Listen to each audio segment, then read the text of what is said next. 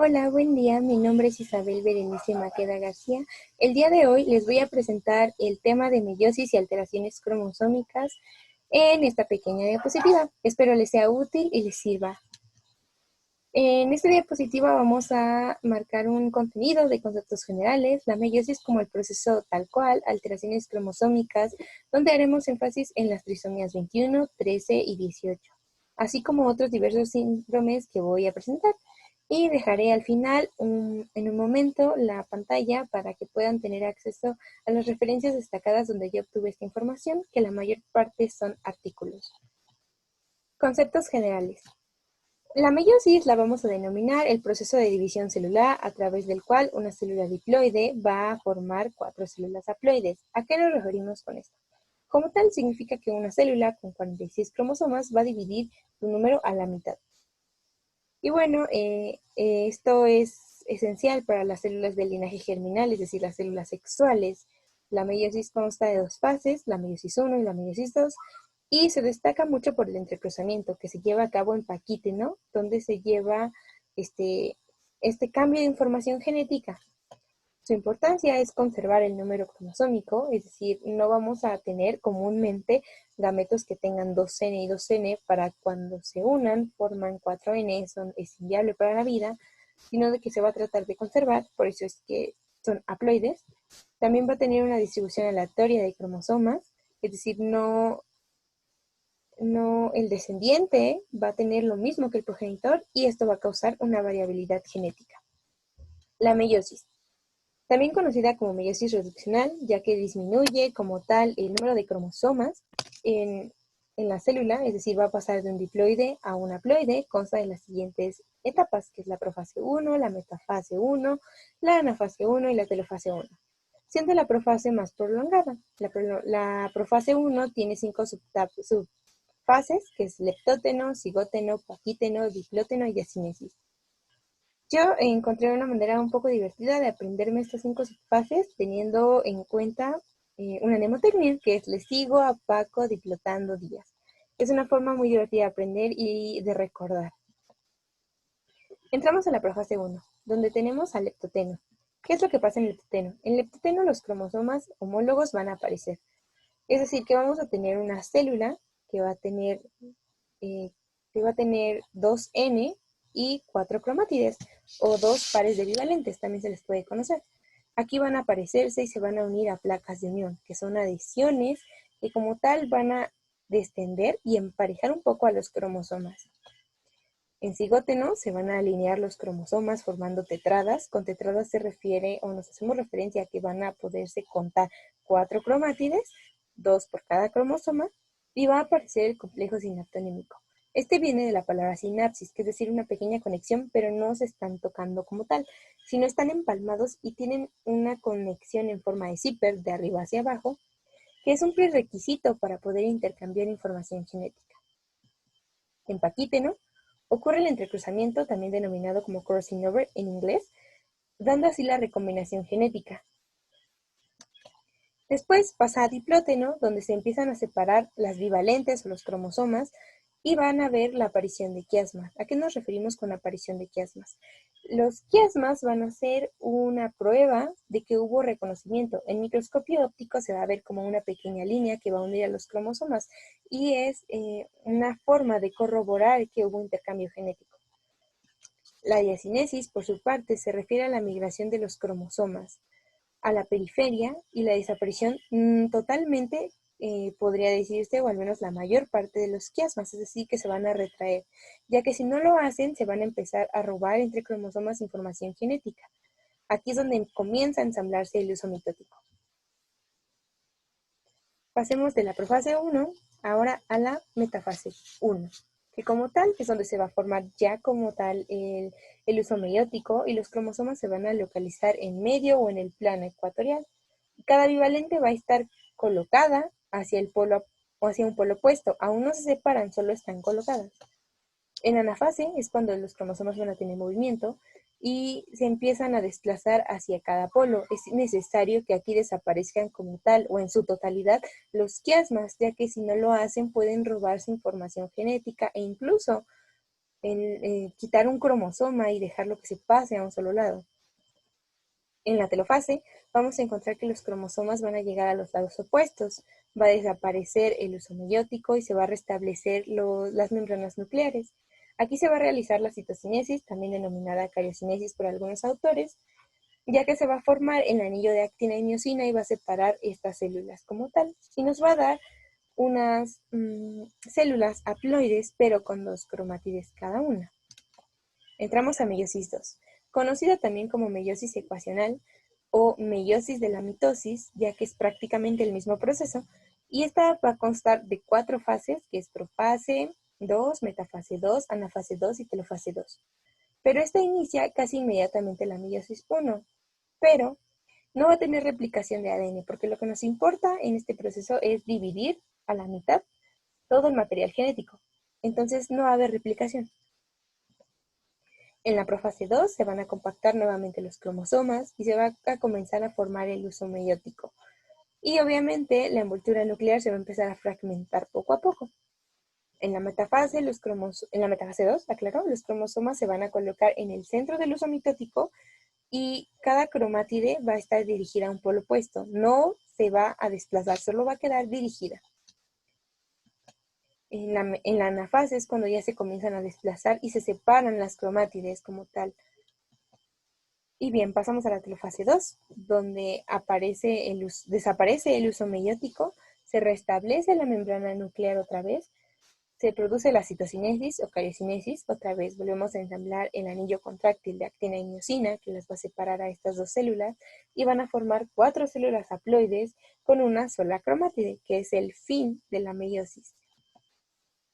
Una vez entendido esto, podemos entrar a alteraciones cromosómicas, que es el tema que más tiene peso en esta posición, ya que aquí se ven diversas anomalías que aún en teoría no pueden ser explicadas del todo, pero se sabe que es a causa de un cromosoma. ¿Qué son las alteraciones cromosómicas? Pues bueno, son alteraciones genéticas que se basan solo en los cromosomas, y sé que estas palabras pueden ser muy redundantes, y pueden ser producidas en la gametogénesis. Si recordamos, las células que únicamente ocupan este tipo de división son los gametos. Entonces, puede ser tanto culpa como del ovocito, como del espermatozoide o de ambos. También se les puede conocer como cromosomopatías, y estas se dividen en 2, en numéricas y en estructurales. Vamos a ver de qué trata cada una. En las numéricas, como tal, se ve a un número de cromosomas distinto al normal. El número de cromosomas normal son 23 pares o 22 autosomas y uno sexual, que es el que define nuestro sexo genotípico. Esta se puede dividir en poliploidía, que es cuando la célula es múltiplo de n, o sea, tiene 3 copias de n o más. Con n nos refieren a los números de cromosomas, es decir, que en lugar de tener 23, puede tener 69 o más. También se dividen en aneuploidías, que como tal es cuando no es múltiplo de n, es decir, que no se refiere a que se copió, se puso extra toda la gama o todos los cromosomas como tal, sino solamente se afecta a uno.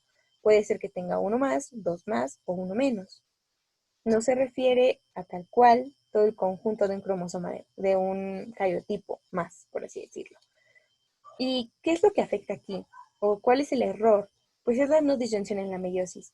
¿Cómo definimos una no disyunción? La vamos a definir como un rezago de anafase. Es cuando no se separan bien ni los cromosomas o las cromátides.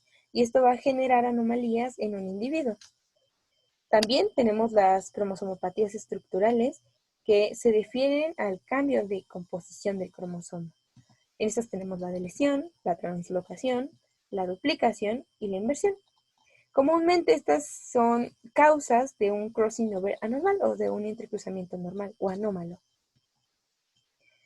Nuestras aneuploidías también se dividen en autosómicas y sexuales, que son las que ya establecen qué tipo de síndrome puede presentar o tener un individuo.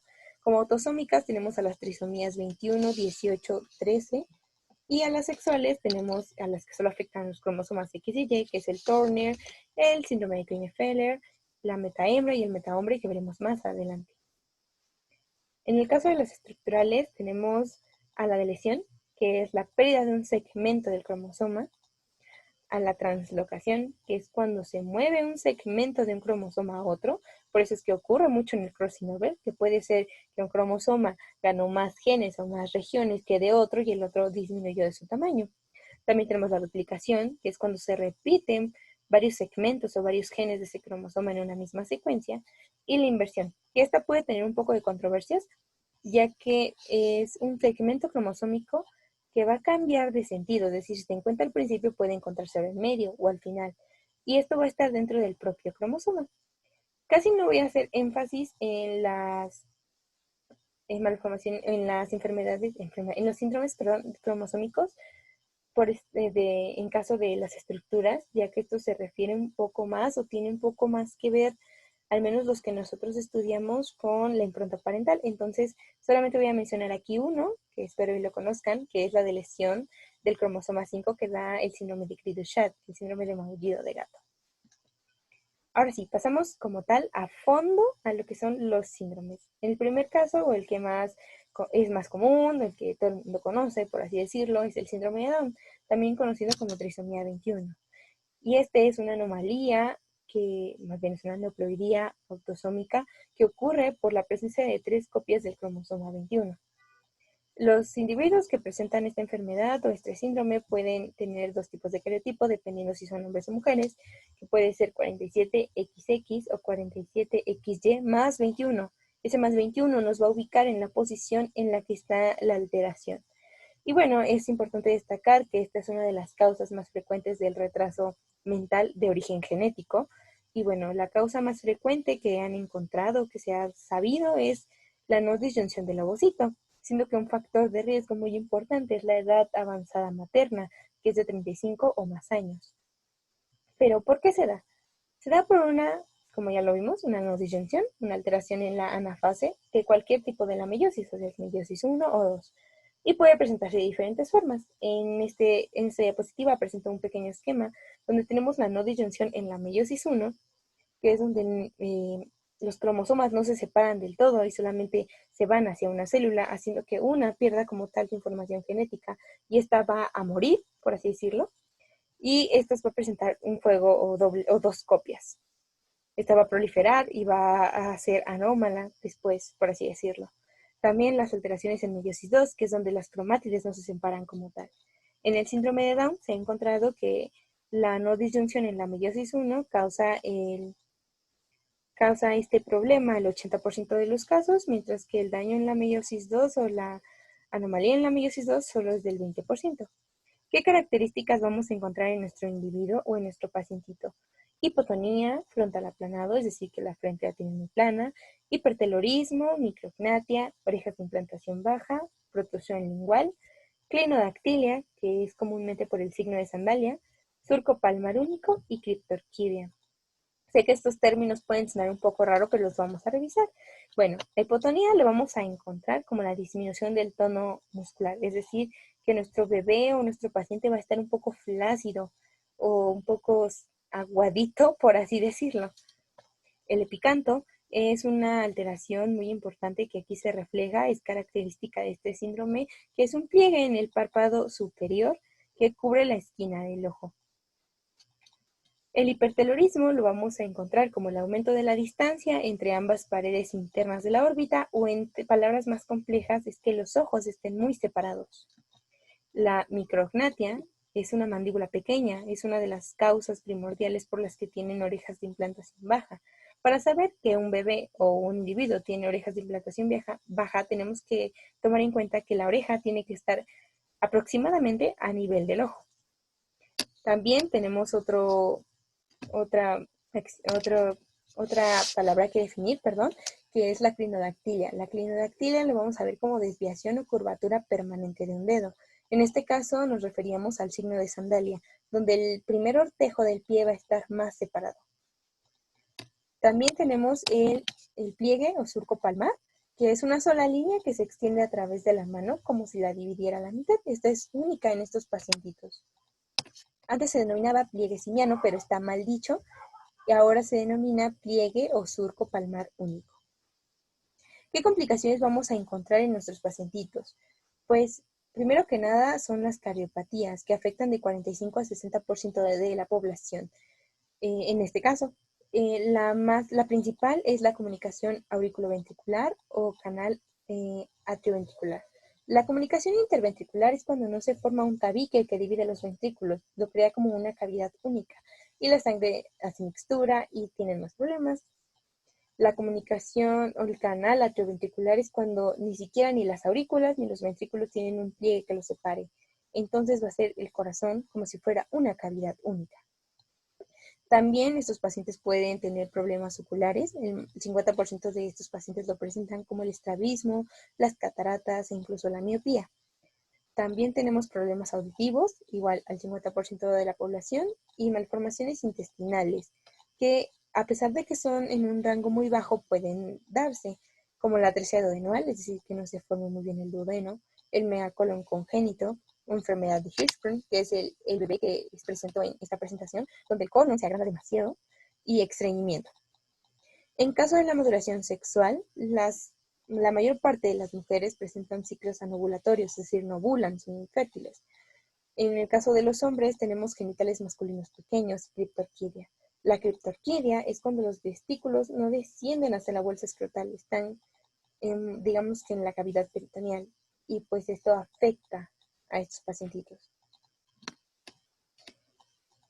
Ahora pasamos con el síndrome de Edwards o la trisomía 18, que es la segunda más importante, que es una anomalía autosómica causada por una copia extra en el cromosoma 18. Como tal, se puede presentar tanto en hombres y mujeres, y su cariotipo va a ser 47XX o 47XY más 18, posicionándonos en el lugar donde está la alteración. Se ha encontrado que el 95% de la causa más frecuente es la no disyunción mediática, y esta afecta de 1 a 6.000 nacidos vivos en el mundo. No se sabe si es culpa de la madre o del padre, pero saben que la alteración es mediática.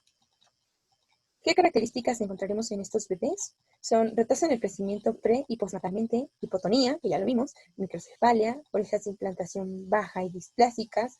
Con displásicas nos referimos a que estén mal formadas, que no tengan el aspecto de una oreja normal, micrognatia, mano trisómica, que la veremos ahorita en un ratito, piel mecedora y esternón corto, creando una cavidad torácica pequeña. La microcefalia lo vamos a entender como una cabeza pequeña. Comúnmente en los bebés la proporción de la cabeza es de 2 a 1.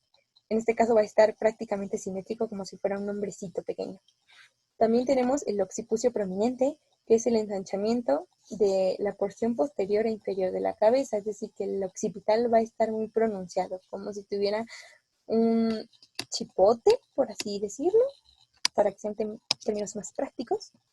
La mano trisómica la vamos a conocer como una posición en la mano característica única de este síndrome, que es una forma en la que los bebés tienen su puño cerrado, donde el segundo dedo va a estar encima del tercero y el quinto encima del cuarto.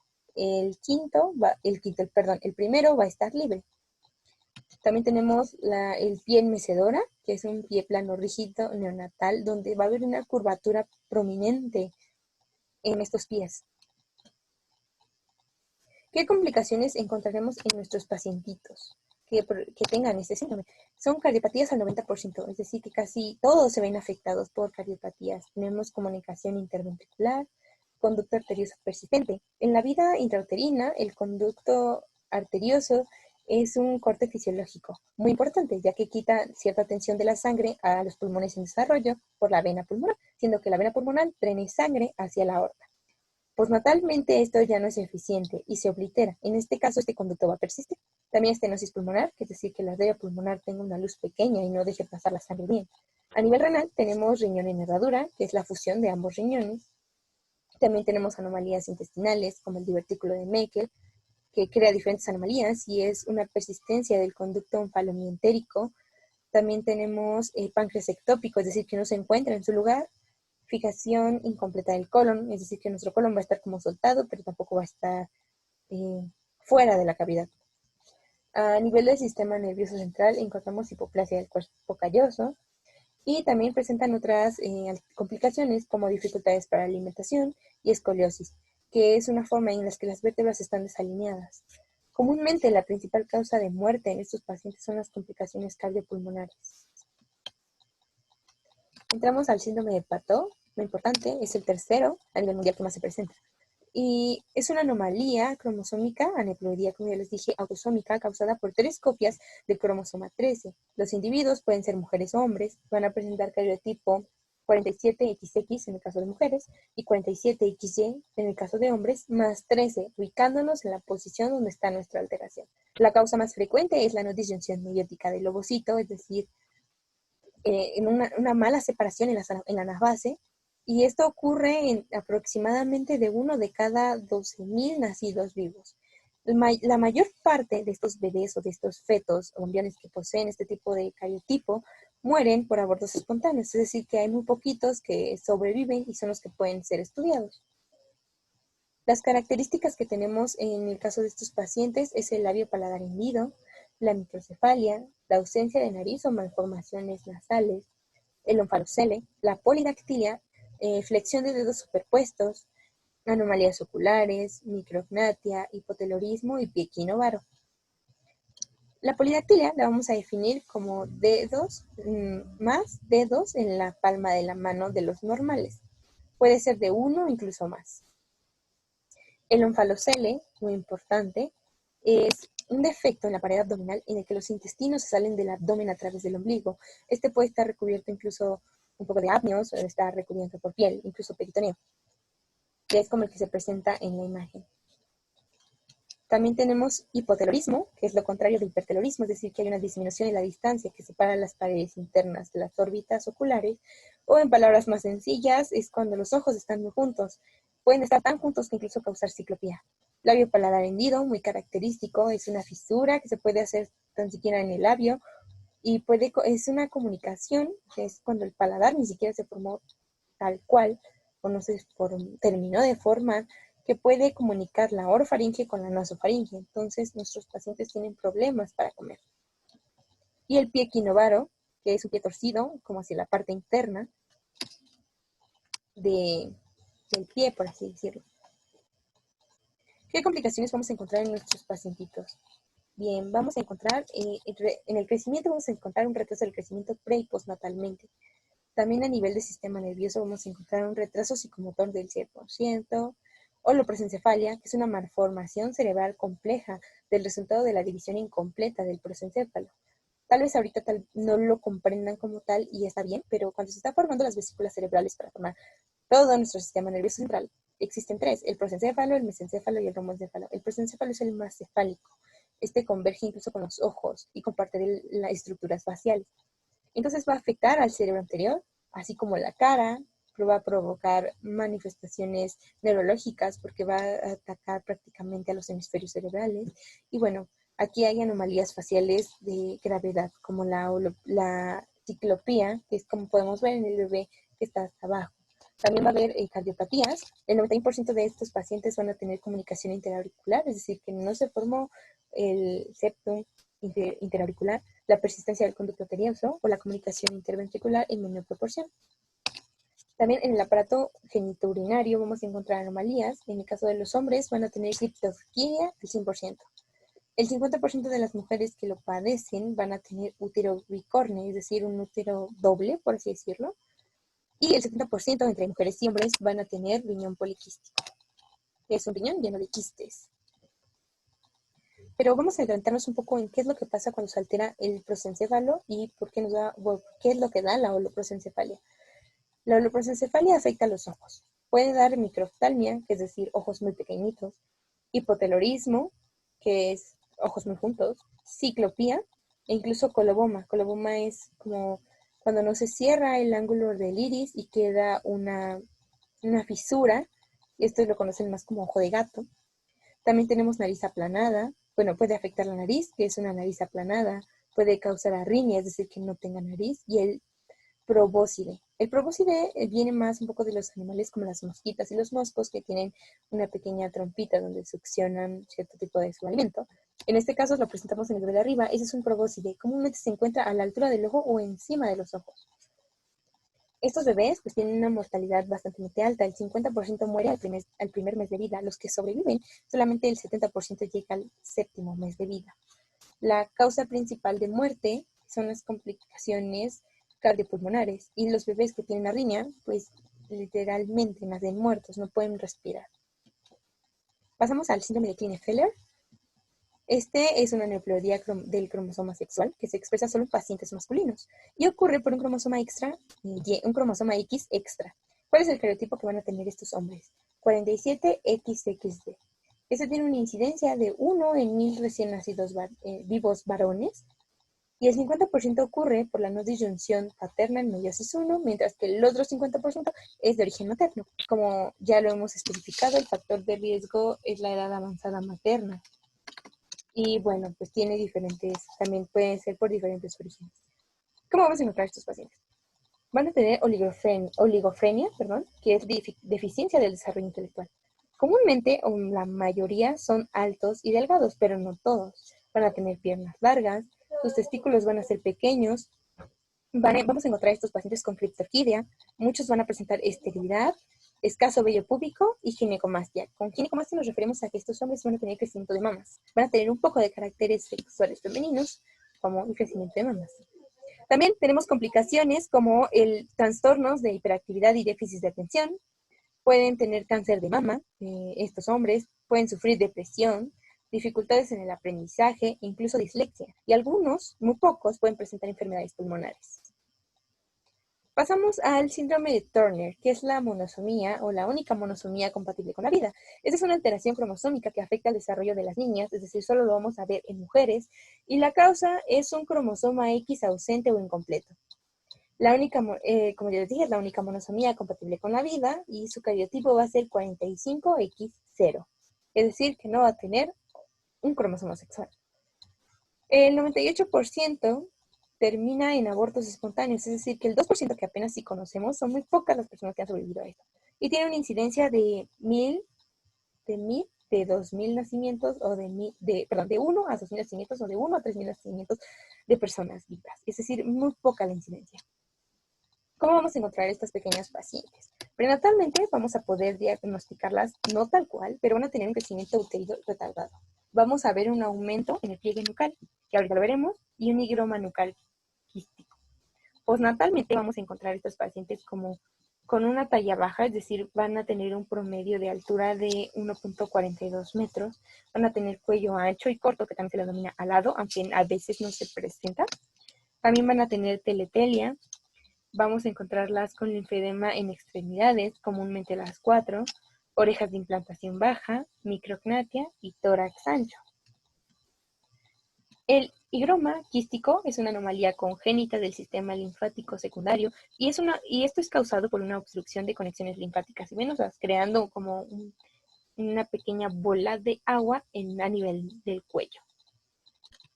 El pliegue nucal es un acúmulo de líquido en la nuca y en la parte posterior del cuello del feto. Este se va a encontrar intrauterino. Del lado izquierdo está un bebé normal y del lado derecho pueden ver a un bebé con este pliegue nucal, es decir, que tiene una bolita en el cuello, por así decirlo. También vamos a encontrar teletelia, que es aumento en la distancia entre los pezones. Van a tener los pezones muy separados estas pacientitas. Y también vamos a encontrar linfedema en extremidades, que es una inflamación del brazo o de una pierna ocasionada por una obstrucción del sistema linfático. Comúnmente estas pacientes presentan en las 4 extremidades, aunque hay grados, claro, cabe mencionar. ¿Qué complicaciones vamos a encontrar en estas chicas? Primero que nada son las cardíacas, que va a ser coartación de la aorta, es decir, que la aorta esté como torcida o esté estrecha. También pueden desarrollar hipertensión arterial. En el caso del daño renal, podemos tener un riñón en herradura, como el que vimos hace un rato. Pueden tener complicaciones genitales, que son la infertilidad, que es comúnmente lo que pasa, y disgenesia gonadal, es decir, que no se van a desarrollar o van a ser ovarios anormales. Los huesos pueden tener osteoporosis o pueden desarrollar osteoporosis. Este es un síndrome que causa la menorrea primaria, y es por eso que hay pacientes que se diagnostican hasta después, ya cuando llegan a la pubertad y ven que no han menstruado. Vamos con el síndrome del superhombre. Es una anomalía cromosómica causada por la presencia de un cromosoma Y extra. Solamente se presenta en varones. El cariotipo de estas personas van a ser 47XYY y tiene una frecuencia aproximada de 1 en 1000 nacimientos varones. Comúnmente es causado de origen paterno y, bueno, casi todos los casos se es diagnosticable hasta la niñez o hasta la pubertad.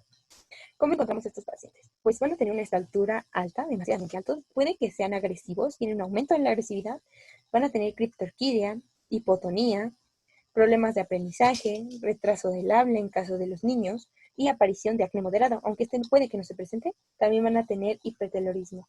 Cabe mencionar que estos son pacientes que casi no se afectan o tienen afectaciones graves, entonces pueden tener una vida favorable y tener una función tal cual. Ahora vamos con la trisomía X o la metahembra, también conocido como síndrome de la triple X. Esta es una anomalía causada por una copia extra del cromosoma X en mujeres. El cariotipo que presentan son 47XX. Tiene una incidencia de 1 en 1000 nacimientos femeninos.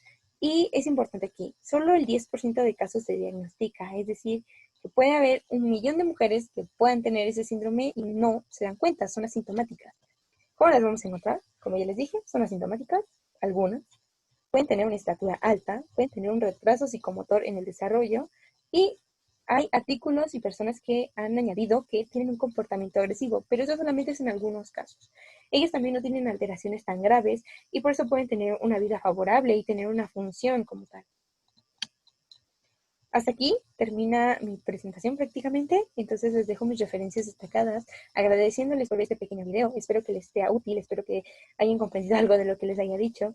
Y pues nada, por mi parte sería todo, esperando y deseándoles mucho éxito. Muchas gracias por verme.